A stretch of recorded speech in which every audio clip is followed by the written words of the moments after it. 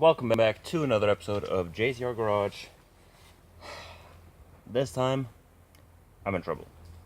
The Blazer, over there, has a rod knock, a failing fuel pump, and a cracked frame. Just above the rear wheel there, straight across. Both sides, it is cracked and starting to bend.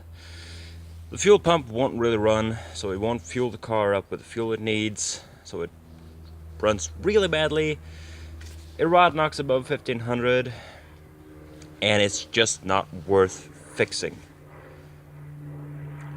On the other hand though, at that point I don't have a car. So I threw pretty much everything I had around, and today my little brother is coming up with the driver's side window for the Granada, the rear window, and the front windshield is coming in the mail. And my brother also has a rebuild kit for the front calipers and rear brake cylinders for the rear wheels. So this is going to be a thrash to build the Granada and make it run and drive and register. Right now we've gotten that brake cylinder in. It is dripping brake fluid because I've taken this bleed nipple out to actually get the last screw in. And while I was under here, I noticed something. This thing has coilover shock absorbers. I wonder if I'm gonna be able to get those new. Might just have to end up with regular gas shocks. Anyway, back to rent. Alright, so I got it all together eventually. Well, pretty much all together, except the spring that broke. So, I'll have to wait till I get the parts car over here so I can pull at least this spring out of that one. And that actually suits me well because I'm going to have to use the wheels off of this one to get it here. I think, unless I can get a trailer. But anyway, now let's go over to the other side and do that. Alright, so now we've done rear brakes, except finishing up this side because I broke a spring. And I borrowed the spring from this side and put it on the other side just so I had that side complete. And I'll need to fetch the parts car to rob the spring off of that one. Now, we're going to do the front wheel now. I've already done the other side, so I know how to do it, because this is the first time I've ever overhauled or rebuilt any calipers. So, now we're going to start by tearing this wheel off, getting the caliper out, and yeah, rebuilding it.